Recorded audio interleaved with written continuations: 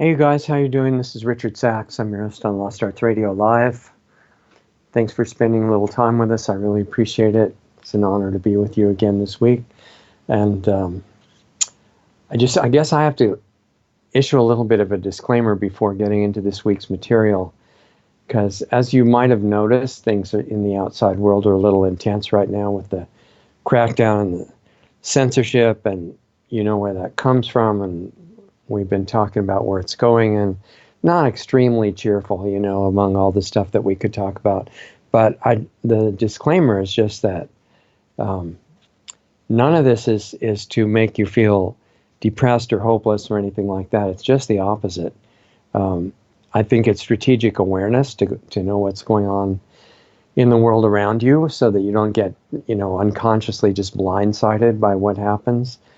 But at the same time, that's just kind of a baseline awareness on the physical level. The message that the major corporate media wants to give everybody, and coming down from the rulers who write the screens that they read from as if it was their own thoughts, and with their own the teleprompters, you know, that tell them what attitude to have, what tone of voice to have, how to make their face and look really condescending and authoritative and caring, but at the same time kind of assuming that there's nothing you can do, and here's the stuff that's going on, here's the people to hate, and here's the people that are doing good, and here's all your points of view that are acceptable, and by the way, if you don't agree, then we'll just censor you and you'll be gone from any ability to communicate and now to live, because they're going farther. So that's the message, that you're just limited and helpless and you have to go along with the status quo. The message that I'm telling you is that that's the opposite of the truth, that you have massive power potential for healing this place. And that's the reason that it's worth our taking a little bit of time together, not, excuse me, not just to go over the latest developments and all the horrible things that are happening in the world, because that by itself doesn't help you. The reason it's worth taking the time is to know that, okay, this is going on, this is what it means, this is where it's coming from, this is what needs to happen as an antidote. And who's got the antidote? Oh, you. You're not the helpless, limited being that you've been told. That's not exactly accurate, to put it mildly. And that's where we're going with this thing. And I know most of this internal work and the deeper stuff we work on in Planetary Healing Club, I can't mention most of it because we're already on the edge of getting censored for the stuff we do mention. But I've got, as long as we're here and we're allowed to do this, I want to let a little bit more of it seep through from the other show as much as we can today. So we'll try that out. But looking around the world, if you're looking for a pattern in the events that are going on, it really does continue to look like a contest between good and evil, you know, playing light and dark, and playing out in so many different ways. And I mean that in a real simple sense, not one belief against another, you know, that each person who has a belief thinks everybody else is wrong and they're the enemy, and the enemy thinks that about them, and it just leads to this endless feud and fighting. I don't mean good like that. By good, I mean it in a generic sense, just kind of wanting all possible good things to happen to everyone. Even the people who are playing the part of the bad guys, because the secret you're not supposed to understand is that underneath their programming, they're the same as us.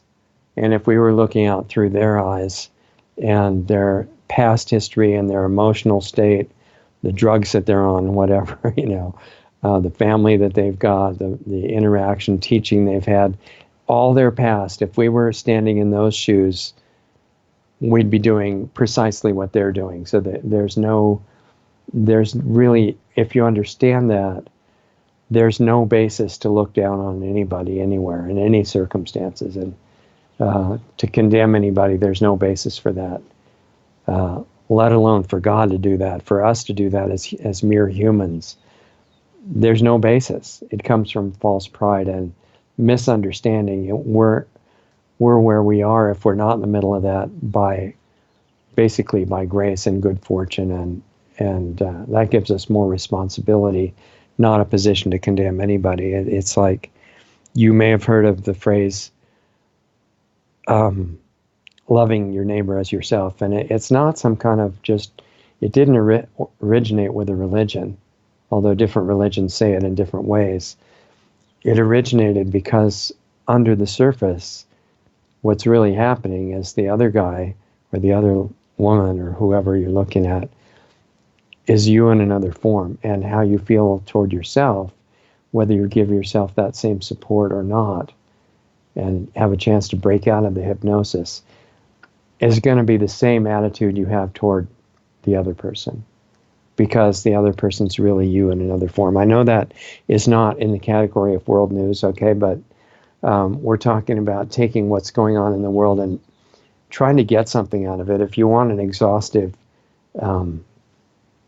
review of the actual news events, large numbers of them, I still think Alex's show is the best I've seen so far. And there are other ones that are great quality, but the comprehensive nature of Alex's is why the mainstream corporate media want everybody to hate him. In fact, the censorship is getting so bad now that anybody who mentions, I'm taking the chance of mentioning just his first name, because the bots are not quite that brilliant yet, although they're getting in that direction, where they'll recognize partial references. And I guess they'd have to, ban everybody whose first name is the same. But it's now going that if you help these people that they want you to hate in any form, you buy something to help support their project, which I strongly suggest. Alex in particular has really good stuff to buy at his store, and I can't mention the site or we'll disappear in real time the way it's going now. But I think you know who I'm talking about. They're getting to the point where they will cancel our credit cards if we buy anything from an unapproved site like that, like vitamins and stuff like that. So it's getting pretty intense. But by evil, so by good, I guess what I was saying is, I mean wanting good for everybody, because like for the bad guys, that would mean they wake up. And guys, I don't mean just men, obviously. The women have really stepped up and taken a full equal share of the evil now, and some of them are acting just as bad as the men. But in every case, the person underneath all that programming that's hypnotized into playing the bad guy or the bad lady, they're the same as us, and they're not bad intrinsically. So by evil, the struggle of good and evil, I was referring to wanting to cause harm and suffering and death for their own sake, or being willing to maliciously go after other people if you're compensated well, stuff like that. And that I look at that as evil, and that covers a lot of things. Harming others so you can feel powerful over them in some way, or enjoy enslaving and destroying them. And we've talked about the real agenda of the global rulers before. It's not just population reduction, although I appreciate Mike's bringing that out, because that is a real step. It's just not the end game. The end is they want total extermination of life on this planet, including themselves, and that's really hard for most normal people to grasp, because they think, oh, why would they want to kill themselves? But the changes that they're making to our life support system here, called the environment or the biosphere, the ecosystem, they are not the kind of changes that you make if you want to still be here. They're the irrevocable kind. They can be healed. There are ways to do that, but as far as they're going for complete destruction and permanency of that. It's a ceremonial sacrifice, and to make it complete, they have to satisfy the right timing, the right notices to us, the right milestones at the right time, and they have to throw themselves on it at the end. And they think merge into cyberspace and merge into the dark power that they worship forever. And that's what they think is going to be really great. It's not going to work out that way. In case any of you guys are monitoring or listening to us, it's a big mistake. Not because it's a wrong belief. The belief doesn't matter. It's the reality that matters. And consciousness doesn't work that way. But as long as they believe it, they're creating a big mess. And it's a very complex system where you look at all these world events, they're motivating their servants within the power structure at different levels according to what appeals to them. So at the bottom level, down with the people just working in some agency or department or corporation or government department that is really wreaking havoc with humanity, mostly they're just working for a paycheck. And like if they're working to enforce some aspect of medical tyranny, forced drug administration or injections or things like that. I'm not going to say the V word because you wouldn't see us more than a couple minutes after that. Or any part of government or corporate surveillance or government or corporate theft, deception, as in the media, which is the main business of deception every day, newspapers and TV, the major ones, or environmental destruction, like corporate pollution of the environment. They might hate their jobs being involved in that. Or some of them, especially if they're highly educated in the corrupt educational system, they might think that they're helping humanity, helping people by enforcing all those horrible things because they believe in drug medicine or injections, stuff like that. So if they believe, for example, that we were just talking about, injecting poison prevents disease, which only highly educated and highly brainwashed people would ever fall for that, because the others would look at the history and find out it's the opposite.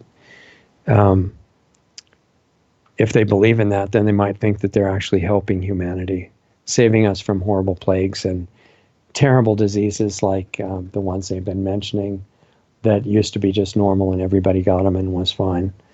But higher up in positions of the corporate government power structure, they might be drunk on money and position and know that they're causing harm, but a lot of them have kind of a cynical life view, and that they don't care what the harm is.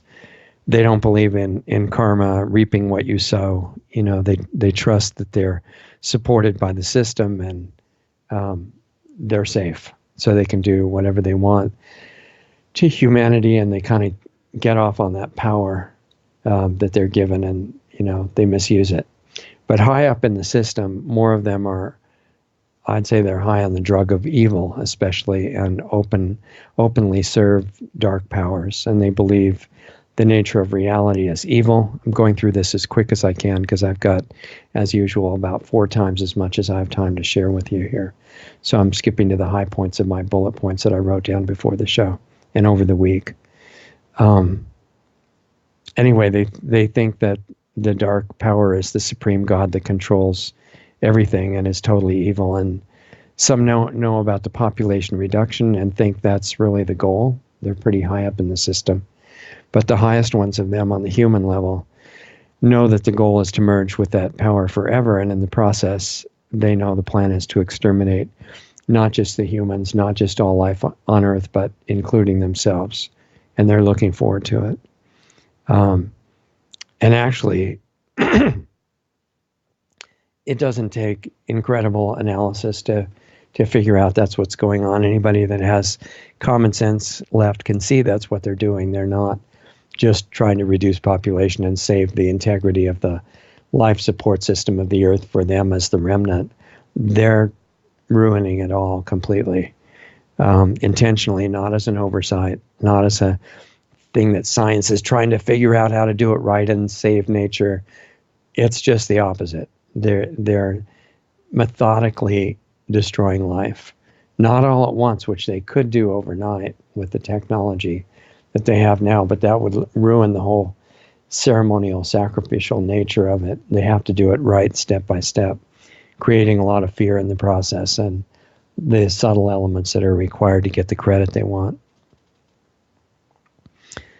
But even though common sense can see what's going on, it's a problem because we've been programmed. Those of us that have been educated in the so-called educational system, or the programmed entertainment coming out of Hollywood, which is mostly Chinese owned now, but it's all tyranny oriented and insanity oriented. Fake education in our systems has done a great job.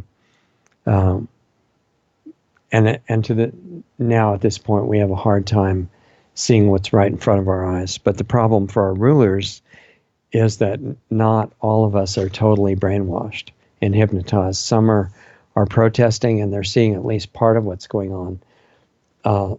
There's a lot of people that have chosen a single issue and see that as the main thing, whether it's geoengineering or GMOs or nuclear power or aggressive war or racism or whatever. And some are protesting and exposing the crimes to some extent of the partnership between government and corporations. So those people need to be silenced by the strategy of the power structure as soon as possible, really, because they're quite irritating to the rulers that want everybody to just quietly kind of lose hope and give up. So that's why there's this worldwide program going on to silence all unacceptable speech.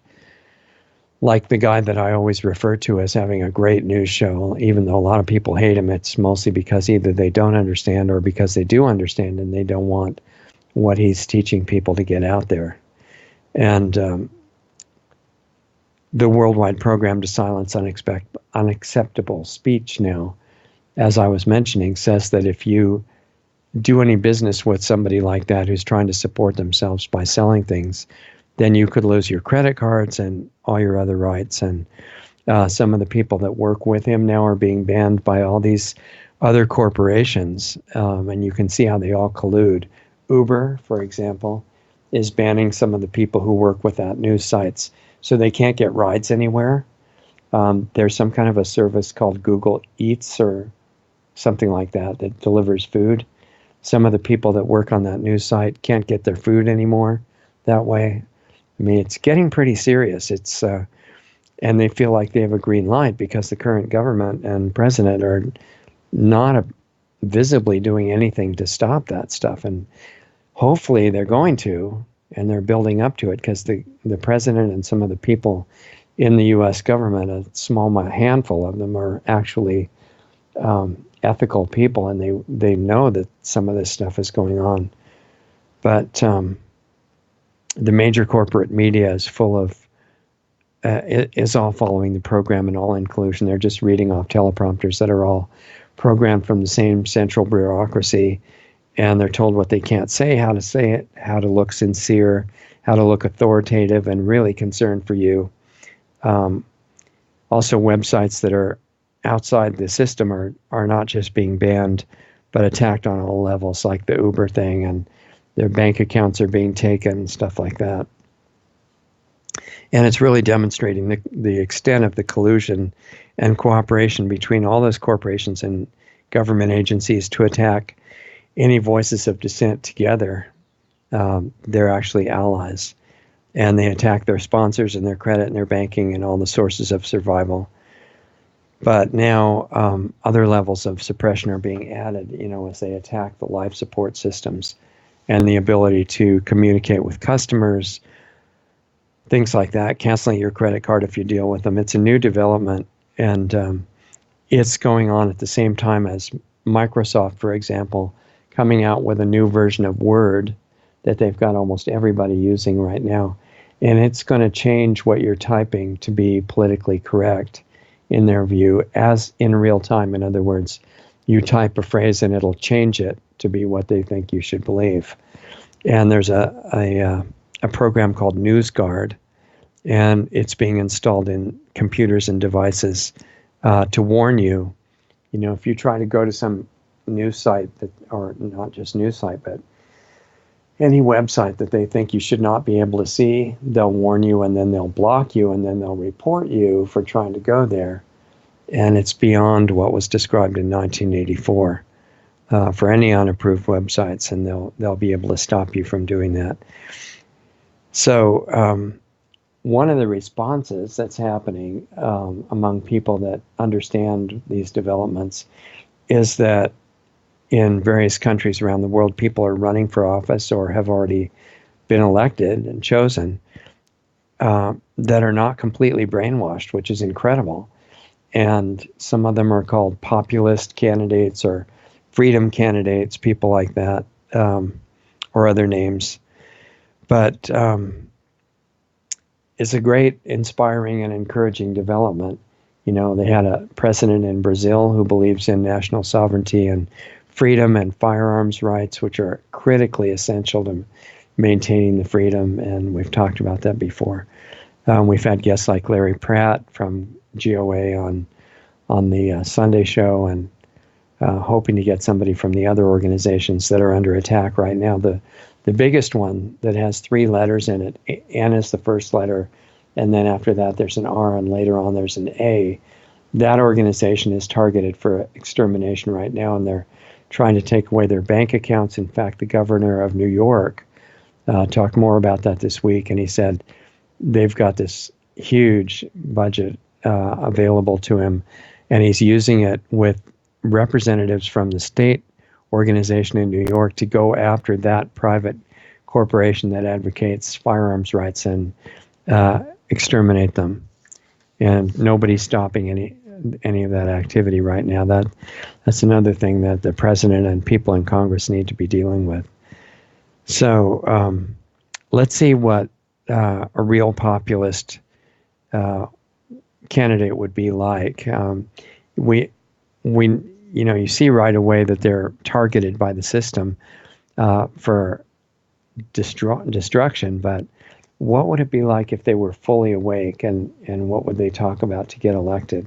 And I mention that because we have a guest on the Sunday show tomorrow who's one of those, who's a real, I'm not saying any of us are fully conscious at this point, because if we were, we wouldn't be seeing what's going on in the world still happening. But it's very encouraging to see people going in that direction. And there's a candidate in Denmark running for parliament in the election that's in the beginning of June. Needs support from everybody around the world. And I hope you guys will do it. I'll tell you more about that later and who it is. But a real populist candidate who was really conscious would be against war, completely against war, like the current American president was the only candidate of the major parties who didn't want to start war with Russia right away. And he's deteriorated on that and just treated Russia really badly, probably because of the pressure to call him a Russian agent. But that was a big failing that hopefully he can correct. But a real populist candidate would be completely against war, except they would want a strong defense of their national borders. You know, those lines that say where the country ends?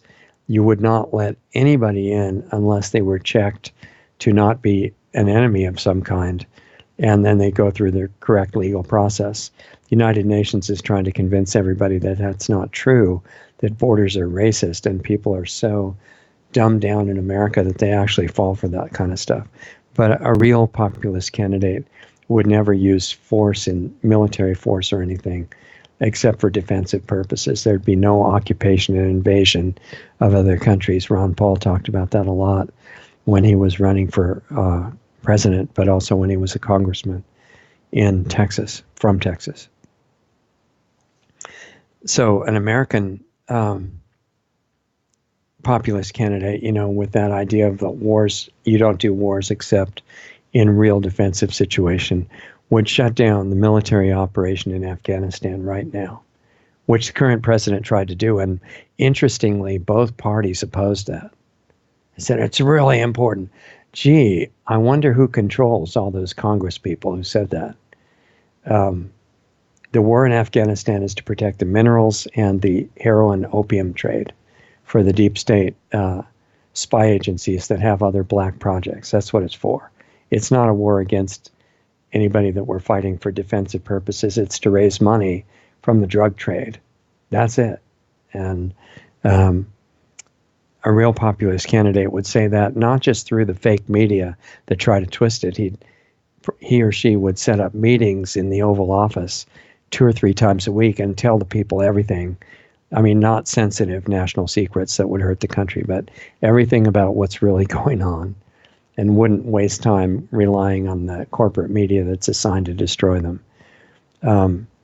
Spending trillions of dollars to protect the opium and heroin trade to fund black ops is never, not really something that would be acceptable to any candidate. And the current president in the U.S., that I don't want to name either because of reaction to that from the bots, has been trying to do that, and hopefully he'll succeed. But he really blew it listening to his advisors, many of whom he put in there, and turns out that they're enemies of him and the good things he's trying to do. Shooting missiles into Syria, for example, at their suggestion is a war crime, and falling for that was a huge failing. Promoted to the president by traitors posing as advisors. So a real populist candidate would try to make peace with other countries, should have made peace with Russia immediately and after election, and taken their great offer to be allies in peaceful cooperation. That was what should have happened. And hopefully the president will turn around and start doing that.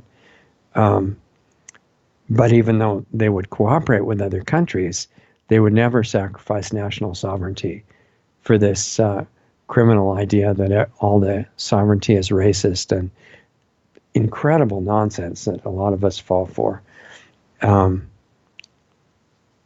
So to know how to correctly apply that discretion, the difference between independence in an adversarial way and independent cooperation, that would require some real education and awareness, and that's been very rare now, and not by accident. The current educational system is designed to make it impossible for you to think straight, and it's really successful.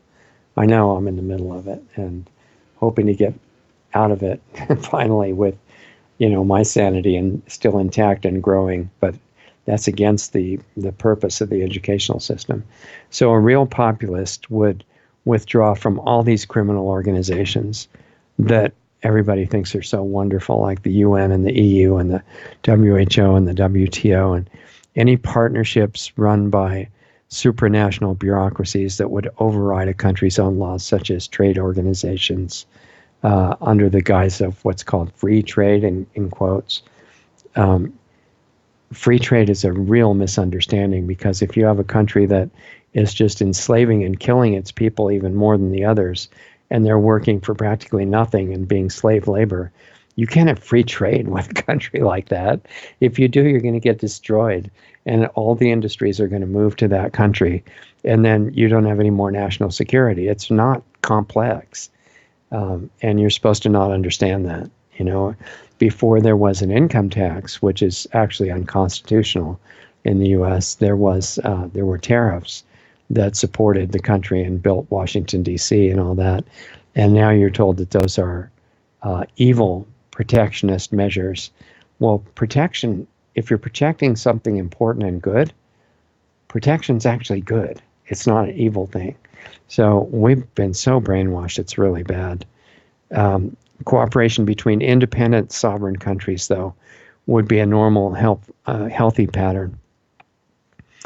And to do that, the populist leader would have to understand, and the people too, the real nature of those organizations and what they really do, and that if you give a beautiful name to an organization that is there to destroy sovereign countries and force all kinds of terrible things on people, it doesn't matter about the beautiful name, okay? Then that's not a real deep concept, but apparently that's been pretty much forgotten. And for example, in the UK right now, in England, a populist leader, a really good person in office as the prime minister, would leave the EU in one day. They wouldn't play all these games and try to say, well, we need the right deal. And no, you don't need the right deal. You just need to be out of that nonsense, because they're not supposed to override the laws of your country, and they do. So you get out, you strengthen your own country, make it great. That's not just for America, that's for any country. And then cooperate with the countries that don't want to hurt you and are going to be mutually beneficial and make one-on-one relationships with other countries that are helpful without sacrificing your own freedoms in your country. It's not, it's an old cliche, but it's not like rocket science, right? That's just common sense. And you don't take years after the people vote to get out of this monstrosity called the EU and keep not doing it. The leader that does that is a traitor and working against the whole country and should be thrown out also overnight if the people could do that. Those things are just common sense. And the EU is just one example. There's many other organizations that have nice names and they're not nice. Some kind of a forum for communication and cooperation between countries, which is what the UN and the League of Nations and the EU were sold as, but they were actually the opposite. But some kind of a good forum like that for cooperation could be set up by leaders who are not corrupt. That's a totally different concept that doesn't try to override a country's national sovereignty and their own laws. All these ideas and principles that we're going over, the point of it is to say it's really simple. It's not, and it's really not partisan at all. This left-right thing of conservative, liberal, and where you're supposed to fight the people on the other side and hate them and think that they're the devil incarnate and your side is all wonderful, and that was a distraction. You weren't supposed to fall for it. Because what if you didn't have to fight any other side like that? What if you could just realize that everybody was individual humans and everybody has common interests? You know, take care of the life support system of the planet. You call that the environment, you know. If you're a conservative and you think you shouldn't care about that and all the environmental stuff is nonsense, you're falling for that trick again. The partisan thing is garbage. You just dump it and say, what's true? And what's going to help people? Not at the expense of their freedom. Not this deception that it's for the greater good, so you have to give up all your freedoms. No. You can't have the freedom to hurt other people unnecessarily, you know, non-defensively. But the only freedoms you have to give up are things that are no good anyway. You know, you give up the right to run a company like Monsanto or Bayer. That's not a right. That's like worse than smoking on an airplane. I think you go in your own house, you should be able to smoke yourself to death if you want to. That's your freedom, but not other people. So something like GMOs, where the Department of Agriculture has said, well, we want, what is it, coexistence, right? The GMO farmers happily living next door to the organic farmers. We have to be so dumb to even think that that is a real proposal. I mean, no, it is a real proposal, but that it makes any sense. It's just totally ridiculous. GMOs are not compatible to be anywhere on the planet. Every country should ban them completely, not just a moratorium. If there was any common sense left in the governments and not just corruption, they would have banned the GMOs right away. That's not an infringement of freedom. You're not free to set up something that's going to destroy the world and all the people who live around you. And, you know, you're not free to set up, you're not legitimately free to set up systems like 5G or even 4G or 3G or 2G or 1G. They're, as Barry Trower and so many others have described explained on our Sunday guest shows, those are designed, as Mark Steele said really well, to interfere with the frequencies of intercellular communication in your body, also in the frequency of oxygen and water. That's how those frequencies are chosen. I mean, the idea that that ever would have been able to get any traction anywhere on the planet for one day gives you a clue of where we are. Because that is so beyond ridiculous. And you have these people with degrees that, for the most part, are completely corrupt now and willing to lie for money. And they're saying, well, I have 5 PhDs, you know, and Wi-Fi and 5G are totally safe and good for you. And if they weren't, obviously government would have stopped it. If you fall for that, you have no idea what government and corporations have degenerated into. And when I say corporations, I don't mean the the structure of a corporation. There's nothing evil about that, because you could make a corporation to spread true beyond organic farming and charity and uh, you know, people loving each other. You could set up a corporation to do that and really do it. Or like some of these fake charitable corporations, you could make a real one. The structure doesn't make it real, it's what's being done with it. So you're not supposed to understand any of that, but it's not hard to understand.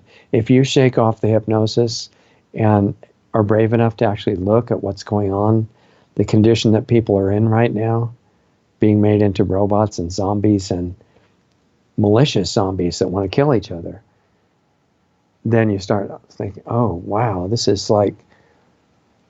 wouldn't even be realistic enough for a sci-fi movie.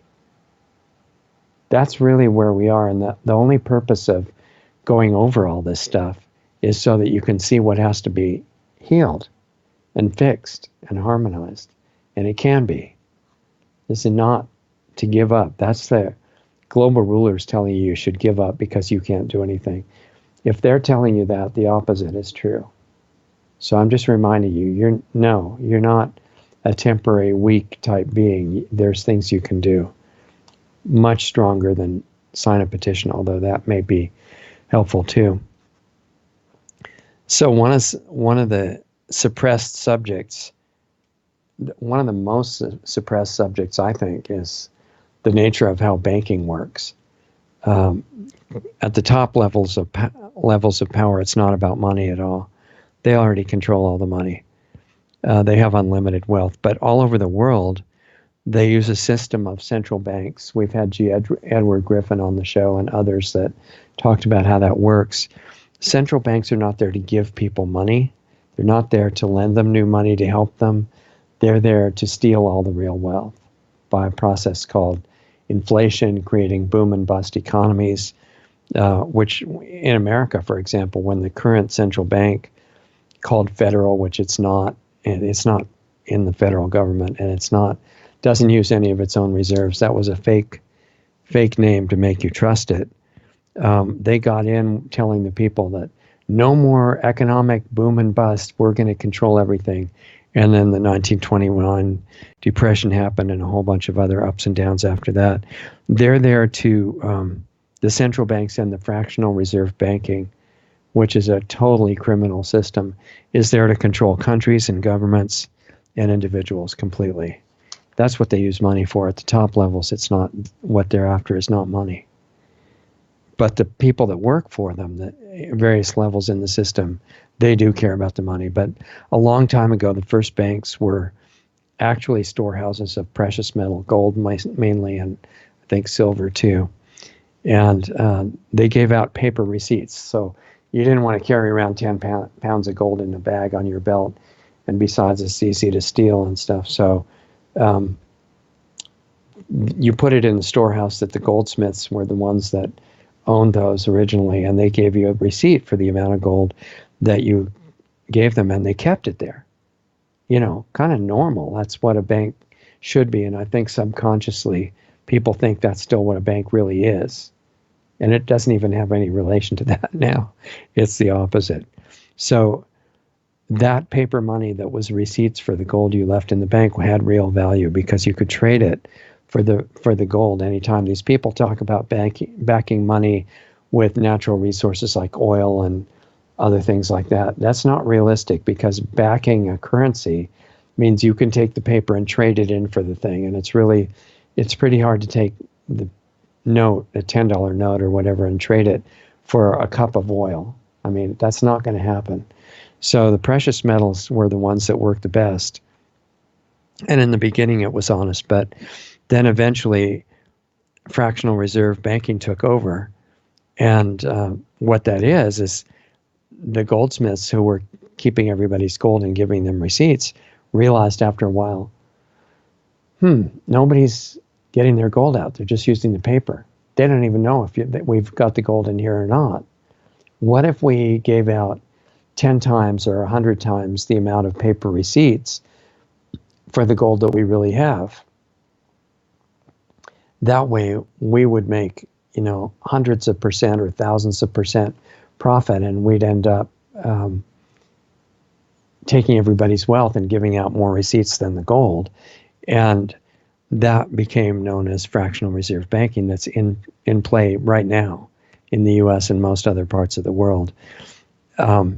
It's basically a system used by banks to steal the value of everybody's money by giving out paper money or computer money without having anything back there to back it.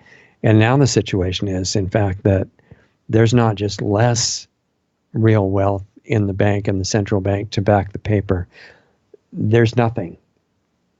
So the only thing that makes people assume that the paper has any money, or the computer entry that says what's in your bank account, is that the government says it decrees, which is the word fiat, is a decree that this is worth that. This is how much it'll buy. And that way they can manipulate it. And the amount of real money like gold and silver that you can actually trade it in for that's being held on your account is zero. So it makes the value of the fake money totally arbitrary and decreasing overall constantly. And this gradually transfers the real wealth to the banks and creates slavery. That's what's going on. So this is part of what's drastically wrong with this so-called Green New Deal that our friends at OCA and others are supporting. This is a real big mistake. Massive debt increase to the central banks. Instead of ending the slavery to the central banks, this proposal completes their control over any government in any country, because it just makes debt that is so far beyond what could ever be touched. If you have a big debt that you can't pay, then whoever gave you that debt gets to control you. That's the rule. And that's economic and social suicide.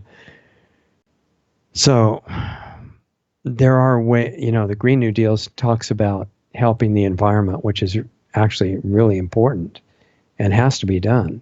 That's why a lot of the environmental supporters fall for the Green New Deal without thinking about the other parts of it, like healthcare and the massive debt and government control and everything, which are lethal mistakes, or not mistakes of the people doing it, mistakes of the people supporting it.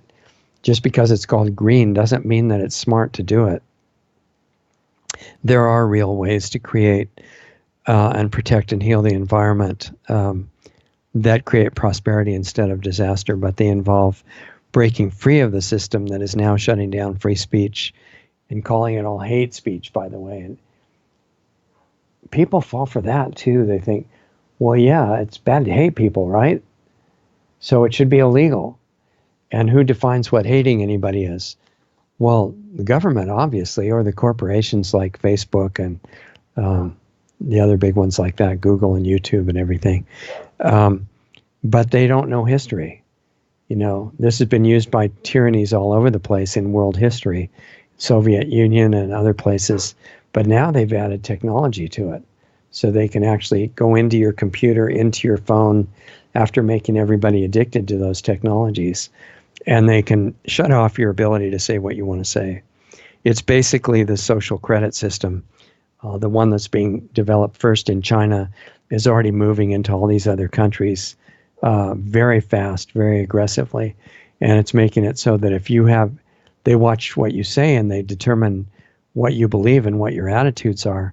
And if you have the wrong beliefs, then they just first cut off your ability to travel, then they cut off your ability to buy good food, then they cut off your ability to get a job or buy a house, and pretty soon you're just destroyed.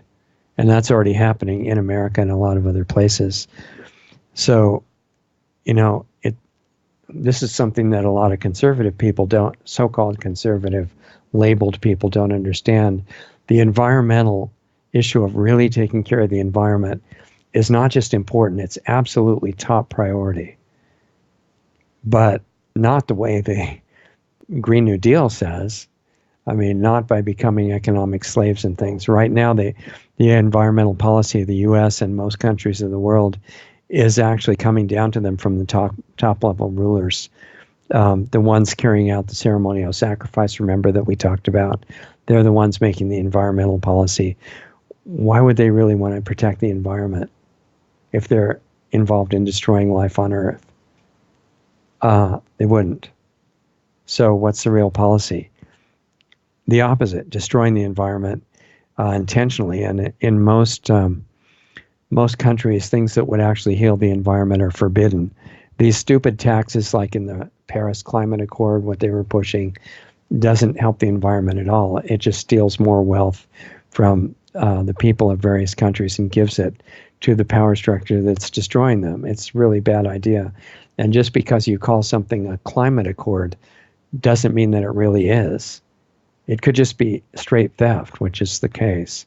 We had Alex Newman on from the Paris meeting and from the other one that followed it to describe what was actually happening.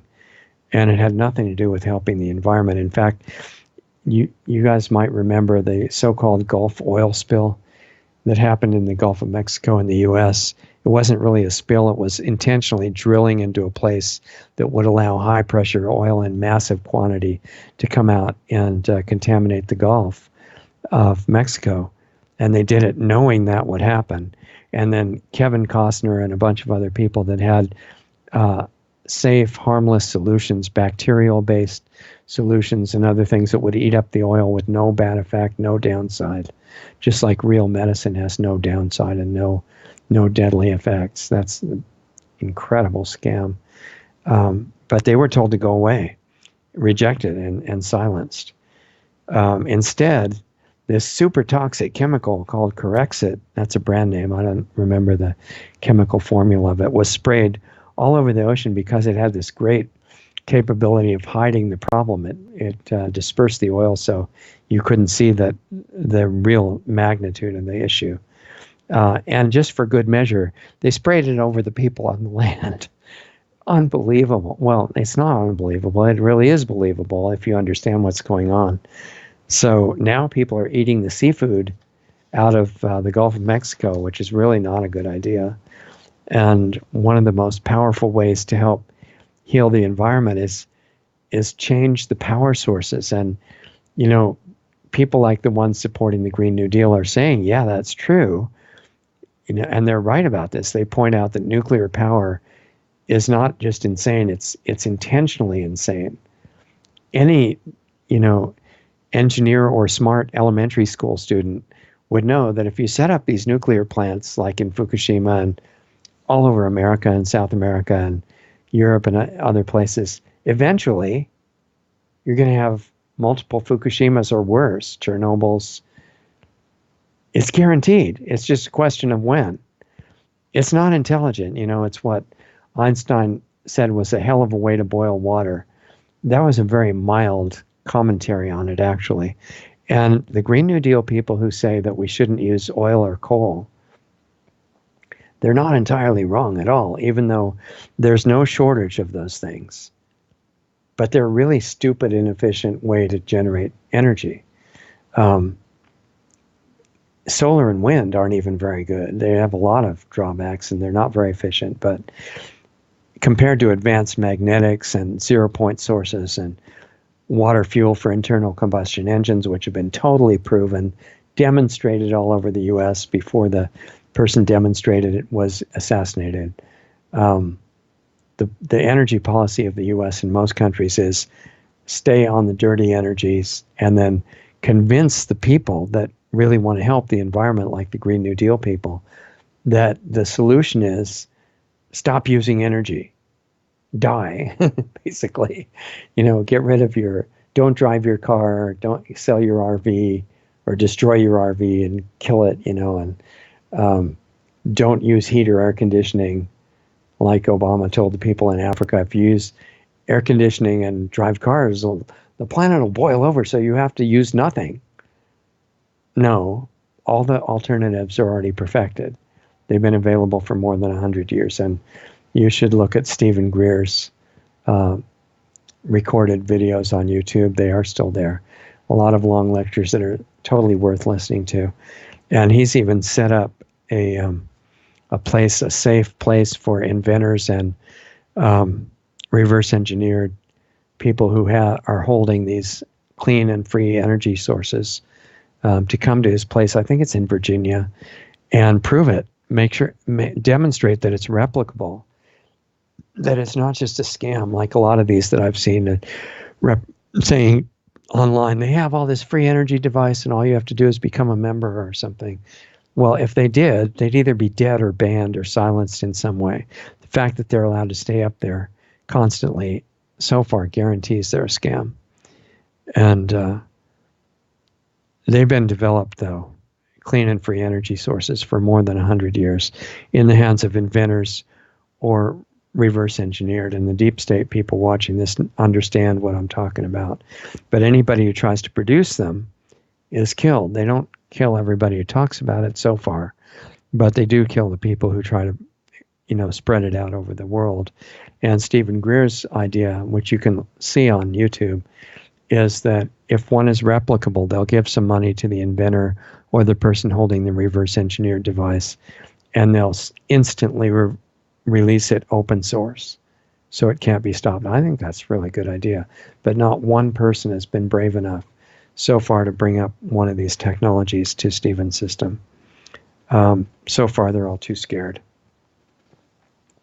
We're getting near the end here. I'll try to go fast. I would say bottom line is an educated, really educated, not this fake education that makes you unable to think and really arrogant and proud about your fake knowledge. I'm not talking about that. I say a real educated populist candidate would expose that suppression of the energy technology that I was just talking about and the real environmental solutions that are available and have been just suppressed. And also, they'd expose the real health information that is violently suppressed in the U.S. right now and most of the world. And instead, they've got this toxic medicine that the doctors are so well educated and most of the health personnel that they think that's actually good for you. They think that Hippocrates, who said, do no harm to doctors and everybody else, was just an old, superstitious guy who didn't know advanced science. That's why he'd say dumb things like do no harm. But, and now they're trying to make you refer in your papers that you write and everything, keep everything to the last 3 years of sources, certainly not hundreds of years ago to somebody like Hippocrates that they just define as ignorant. But that's where the wise people were. And there's still some around now. But they're definitely suppressed. And the health monopoly is going to be used to forcibly drug and inject people with things that will be the end of dissent. And that's why because people will be too sick to even think what they're for or against. And that's where they're taking us. So that is something that needs to be addressed. And I'd say also an educated populist candidate would expose the giant leech that is sucking the blood out of every country, which is the central bank, so that the people have to struggle to live all the time when every country on earth is actually super rich in terms of natural resources. And if the big corporations and banks weren't sucking that all out, people would be in great shape all over the world. You wouldn't need to borrow tens of trillions of dollars like the Green New Deal says to try to make fake prosperity out of debt. The real prosperity is there and it doesn't need any debt at all. And a real populist candidate would also expose the fake educational systems that we've been talking about that are designed to make it impossible to think clearly and get rid of common sense as unscientific. But the real question that remains in all this is even if all this and more is exposed, say they talk openly about this and brave assassination and like the current president in the U.S. should absolutely today, Mr. President, you should set up a 2 or 3 times a week public meeting on direct televised shows every couple days saying what's happening and explaining stuff. That people have become so brain dead, they don't even know that they fall for the most amazing stuff. All of us do. Like the wall on the southern border of the U.S. should have been done immediately. And the president was told he had to ask Congress. He didn't have to ask Congress. He's got a military budget, the same one they build illegal bases in foreign countries with no permission from Congress. If it's going to support some bad agenda, that's supposed to be used to do things like protect the border. There's no need to wait, although I heard that today that the plan is to take another $1.5 billion out of the drug business in Afghanistan. I mean the war, sorry, and put it on the southern border to help secure that. The Democrat candidates are all saying that, well, absolutely, we need a secure border, but any barrier is racist, okay? So let people just walk across but have a secure border. They think that we're so dumb that would fall for all that stuff. So the rulers that are in control of the country now are really hoping for civil war, mass rebellion, violent uprising. That way, once they do that, they can come to the rescue and with microwave weapons and 5G once it's all installed and create peace through complete suppression and control of your life. So violence is supposed to be used for true defense only. It's not going to be the way to get any of these countries back. It has to be done peacefully and lawfully and within the system. But it'll be met with mafia tactics, just like it's been for thousands of years. So the question is, in the last couple minutes that we've got here, how can that cycle be broken? How can an entrenched system that is just about to cut off all free expression and all free speech is in there? How can that be turned around? Because violence is what they want. It's not smart. Self-defense has to be guarded. Firearms rights are critical, but you don't use violence offensively. So there actually is a way to turn it around, and it's suppressed even more than real free energy, which we could have tomorrow. In real free energy information, health information, for which doctors have been assassinated, over 100 now in the U.S., and clean technology, it's suppressed more than that. And it's got answers to health, energy, environmental solutions, and much more. And I would say that talking about it is absolutely vital. But you think that health information is suppressed on public platforms and people are being silenced by the thousands. What I'm talking about is much more unacceptable to the power structure. So we're talking about it on a private platform right now. It's the only way I can figure out how to do it, actually. PlanetaryHealingClub.com. And besides that, which you're invited to if it's something you want to do, PlanetaryHealingClub.com. But also, we talked about populist candidates a lot today. You can meet a real one tomorrow on the Sunday show. Mads Palvi from Denmark. It's going to be a really interesting show, so I'm inviting you personally to listen in, either on audio streams like Blog Talk or video streams on all the major platforms for the moment. Brighteon.com if we do get kicked off, if and when. And Mike needs support on Brighteon.com anyway. The more you can watch videos on that site instead of the major ones, the better for him. And it'll grow faster, which is really needed. So that show with Mads Palvi, who will be in the election in Denmark on June 5th, that's going to air tomorrow night, 6 Pacific, 9 Eastern. And then the archive will be available after that. It's all free.